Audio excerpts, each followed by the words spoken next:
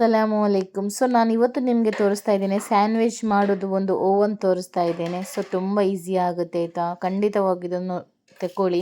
ಮಕ್ಕಳಿಗೆ ಟಿಫಿನಿಗಾಗಲಿ ಅಥವಾ ಸಾಯಂಕಾಲ ಸ್ನ್ಯಾಕ್ಸಿಗಾಗಿ ಈಸಿಯಾಗಿ ನಾವು ಸ್ಯಾಂಡ್ವಿಚ್ ಮಾಡ್ಬೋದು.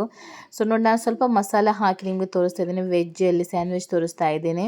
ಅಥವಾ ತೋರಿಸ್ಕೋಸ್ಕರ ಸ್ವಲ್ಪ ಮಸಾಲೆ ಮಾಡಿದೆ ಅಷ್ಟೇ. ಆಮೇಲೆ ನಾನು ಅದನ್ನು ಬ್ರೆಡ್ ಹಾಕಿ ಮುಚ್ಚಿಡ್ತೇನೆ. ಇದಕ್ಕೆ ನಾನು ಸ್ವಲ್ಪ ಬಟರ್ ಹಚ್ತಾ ಇದ್ದೇನೆ. ನಾನು ಆಲ್ರೆಡಿ ಒಂದು ಸ್ಯಾಂಡ್ವಿಚ್ ಮಾಡಿದ್ದೆ, ಸೊ ಅದರಾಗಿ ಬಿಸಿ ಇದೆ. ಸೊ ಅದಕ್ಕೆ ನಾನು ಬ್ರೆಡ್ಡನ್ನು ಇಡ್ತೇನೆ. ಇಟ್ಟು ಮುಚ್ಚಿಟ್ರೆ ಆಯಿತು.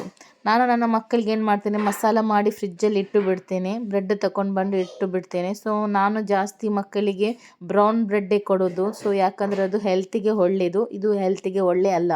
ಸೊ ನನ್ನ ಹಸ್ಬೆಂಡ್ ಬ್ರೌನ್ ಬ್ರೆಡ್ ತಗೊಂಡು ಬರಲಿಲ್ಲ. ನೋಡಿ, ಈಗ ಮುಚ್ಚಿದ ನಂತರ ರೆಡ್ ಆಪ್ಷನ್ ಇದೆ, ಆಮೇಲೆ 2 ಲೈಟ್ ಆನ್ ಆಗುತ್ತೆ. ಅದು ನಮ್ಮ ಸ್ಯಾಂಡ್ವಿಚ್ ರೆಡಿ ಆಯಿತು ಎಂದು ಅರ್ಥ. 2 ಲೈಟ್ ಆನ್ ಆಯಿತು ಅಂದರೆ ಸೊ ನಮ್ಮ ಸ್ಯಾಂಡ್ವಿಚ್ ರೆಡಿ ಆಯಿತು ಎಂದು ಅರ್ಥ. ಈ ಟೈಮಲ್ಲಿ ನಾವು ಅದನ್ನು ಓಪನ್ ಮಾಡಬೇಕು. ನೋಡಿ ಸ್ಯಾಂಡ್ವಿಚ್ ಯಾವ ಥರ ಬಂದಿದೆ ಅಂತ. ತುಂಬ ರೋಸ್ಟಾಗಿ ಒಳ್ಳೆ ಬರುತ್ತೆ.